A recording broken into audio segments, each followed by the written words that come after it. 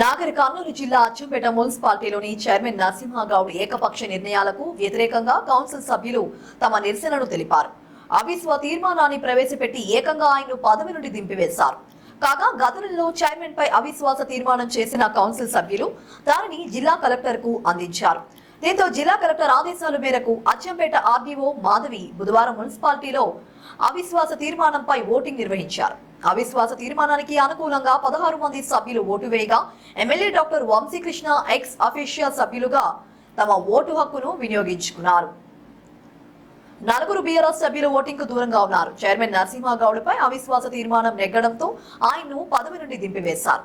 కాగా గతంలో TRS party నేత చైర్మన్ పదవిలో కొనసాగగా ప్రస్తుతం కాంగ్రెస్ పార్టీ ఆ స్థానాన్ని కైవసం చేసుకోగా తదుపరి చైర్మన్ ఎన్నికకై నోటిఫికేషన్ త్వరలోనే విడుదల చేస్తామని ఆర్టీఓ మాధవి తెలిపారు. కాగా అవిశ్వాస తీర్మానం జరిగే మున్సిపల్ కార్యాలయ పరిసరాల్లో ఎలాంటి అవాంఛనీయ ఘటనలు జరగకుండా డీఎస్పీ శ్రీనివాస్ ఆధ్వర్యంలో గట్టి పోలీస్ భద్రతను చేపట్టారు.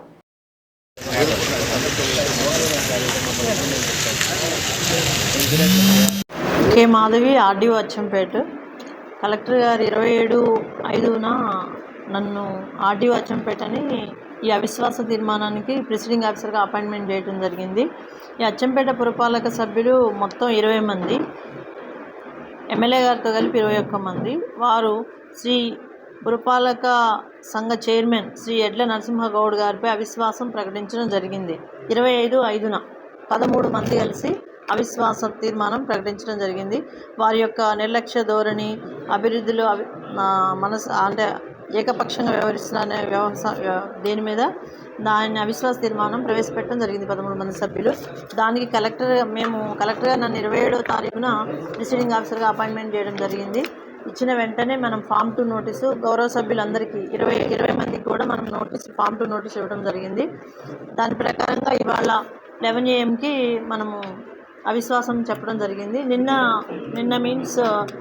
నేను విప్ రిసీవ్ చేసుకోవడం జరిగింది 12ంటికి. బీఆర్ఎస్ కార్యకర్తల ద్వారా మనం 12 ఆఫ్టర్నూన్ 12 PM రిసీవ్ చేసుకోవడం జరిగింది. కానీ విప్ వ్యాలిడిటీ అనేది 24 hours ఉంటుంది. కానీ ఇది తర్వాత ఇచ్చారు కాబట్టి 23 hours కాబట్టి విప్ వ్యాలిడిటీ లేకుండా పోయింది. నెక్స్ట్ ఇవాళ మనము 11 AM మనం మీటింగ్ పెట్టడం జరిగింది. దానికి గాను గౌరవ సభ్యులు 17 మంది అటెండ్ అయ్యారు. 16 పురపాలక సభ్యులు ప్లస్ 1 ఎమ్మెల్యే గారు అటెండ్ అవ్వడం జరిగింది. 17 మందికి కూడా మనము చేతులెత్తి వారి యొక్క మెజార్టీ తెలియజేయడంగా కుదిరింది. 17 మంది కూడా అవిశ్వాసానికి పాజిటివ్గా ఫేవర్గా అనుకూలంగా ఓటింగ్ చేయడం జరిగింది. వ్యతిరేకంగా జీరో ఓట్లు పడ్డాయి కాబట్టి అవిశ్వాసం అనేది నెగ్గింది. ఈ ఇన్ఫర్మేషన్ అనేది మనము గౌరవ కలెక్టర్ గారి దృష్టికి తీసుకువెళ్తాము. తదుపరి కలెక్టర్ గారి ఆదేశాల ప్రకారంగా మనము ఎన్నిక జరుగుతుంది.